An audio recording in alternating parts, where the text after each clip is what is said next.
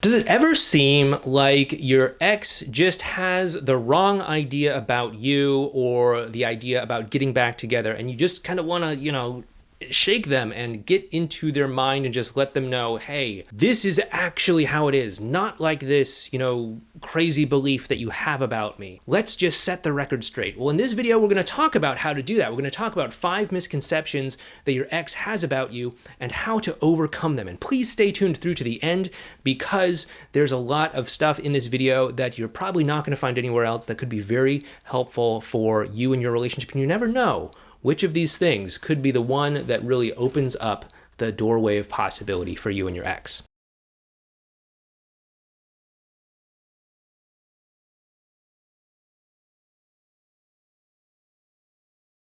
Once again, this is Clay with modernlove.life.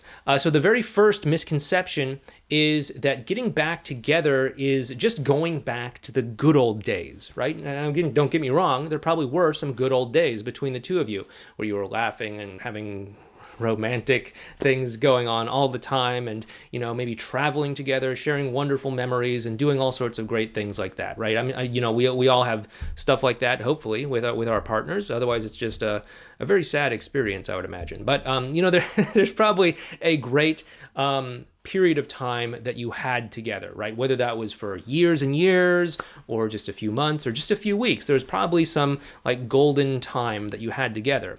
And although that's great and that is something powerful, we don't want to just be using that as the one thing that we have to go back to, because your partner doesn't want to just live in the past, most likely. They have things that they want for themselves. They have somewhere where they want their lives to go. And that could be, all sorts of different ways, depending on where they're at in their life. Someone who's in their 20s might want something different than someone who's in their 50s, right? But we all want something in our lives, not just to revive the past and to go back to the good old days.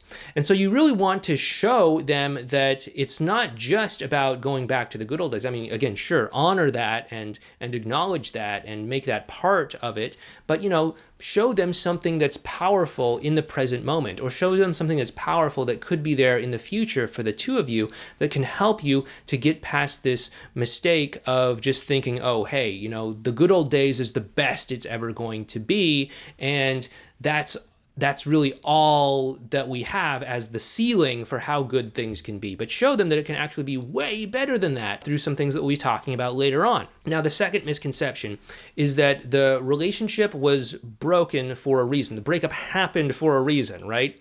And I've said this before, but yes, the breakup did happen for a reason, but the two of you also got together for a reason as well, too.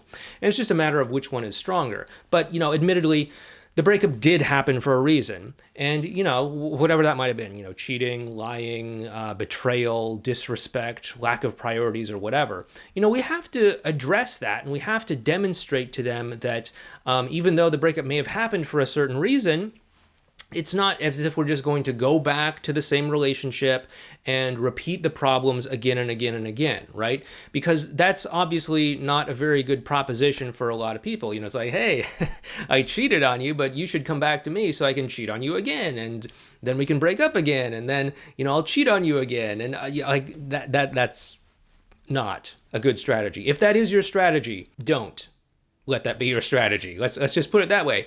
And if this is making sense to you, go ahead and give this video a thumbs up, subscribe to this channel, hit the notification bell, etc., because you're probably going to love a lot of the other stuff that we have to say in this video and on this channel as well too. And also just help a guy out with his low self-esteem by dropping a comment down below and just letting me know that you appreciate these videos as well too. If not for my self-esteem, at least help me out with the YouTube algorithm by doing all of these things. Anyway, of course, yeah, the breakup happened for a reason, but you need to demonstrate to them that they're walking back into something different besides the relationship that they walked out of in the first place.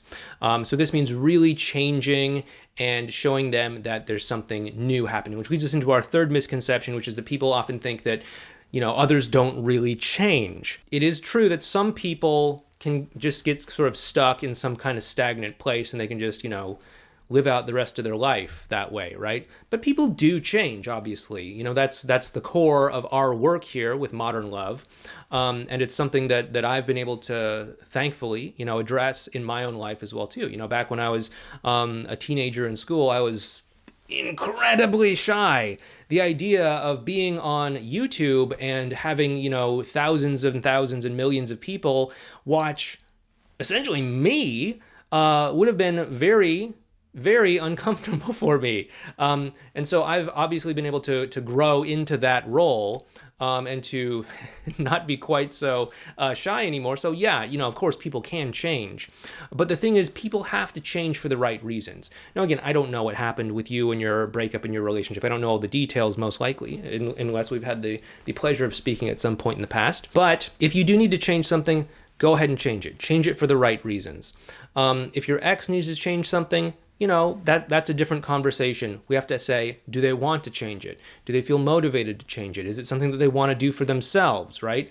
But you're going to have to demonstrate this change. You're going to have to show it off, not just talk about it, not just talk about how you've changed and all that, but really bring it into your day-to-day life.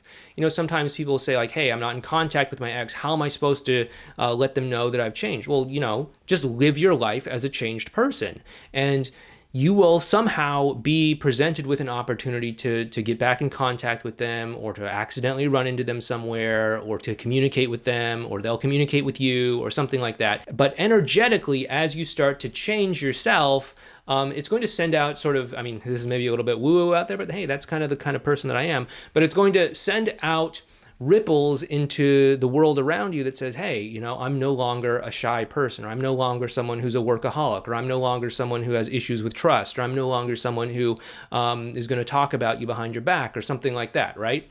And it's going to basically correct itself. Now, the fourth misconception is that there's too much hurt and pain to bother trying again in this relationship. And it's true, there could be a lot of hurt and there could be a lot of pain between the two of you, depending on what happened. But it's something that you can get through. If you look at pretty much any couple who's been together for a very long amount of time, you're going to find there have been some challenging points in that relationship where that relationship was kind of put to the test. And, sometimes people are able to pull through it and get a stronger relationship on the other side. And other times people aren't going to pull through it and they're going to end up breaking up or divorcing or whatever it is that they do. But this is one of those moments, right? When there's pain and there's hurt, it's like, okay, are we going to just give up when the going gets tough, or are we going to pull through it? Now, again, don't get me wrong, not every relationship should be saved. Obviously, if the two of you are incompatible fundamentally, or there's, shady stuff like abuse and illegal stuff involved, then hey, scorched earth. But if the two of you actually are a good fit and you do have a lot in common and you do have compatibility and you're not in an abusive situation or any of these sorts of things, then yeah, it can make a lot of sense to pull through. And I think if most of us are being honest, we recognize that, yeah, relationships are going to be challenged from time to time. And how we get through it is based off of our way of being. It's how we are showing up. It's what we're doing as we step forward into our interactions with one another and into life around us. And if you make a fundamental change in your way of being, then you're going to have a fundamental shift in your experience around you. I hope this is very obvious. If not, hello, this is probably the first video of mine you've seen.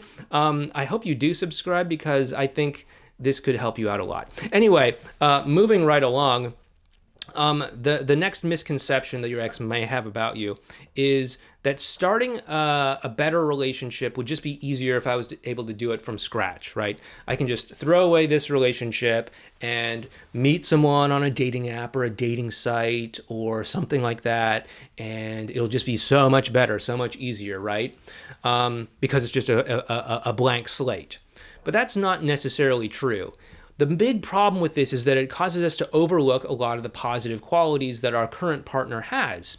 And again, that's not to say, again, that everyone should try to get back together, because that's not the case at all. But we don't want to overlook the positive qualities that our partner has. If you're very empathetic and understanding, okay, it might technically be possible to find someone who has a lot of great qualities as well too, and to have a new relationship. But are you necessarily going to have that same quality of empathy and connection and understanding, or that same generosity, or that same compassion, or that same kindness, or that same ambition, or that same adventurous spirit, or that same charitable nature, or whatever it could be that's unique about you? Be sure to really embody that fully, own yourself fully, and again, carry that into your interactions. This is all about taking what is the best about you, what you know is right about you, and making that front and center rather than what everyone else is telling you is wrong about you.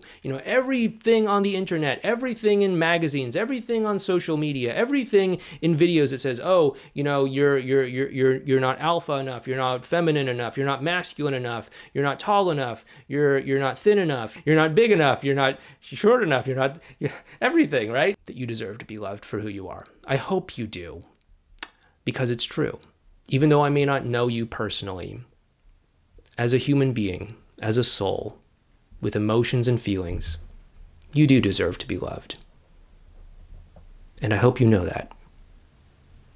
And if you agree with me and you want to affirm that, hey, hit that thumbs up button and subscribe. We'd love to have you with us. But with that being said, I think it is time that you bet on yourself. By watching this video series over here on advanced relational skills, it helps you to bring out the best of yourself, helps make you bring that front and center so that you can really show your partner the best of what you have and create a new relationship together. Take care, and I'll see you next time.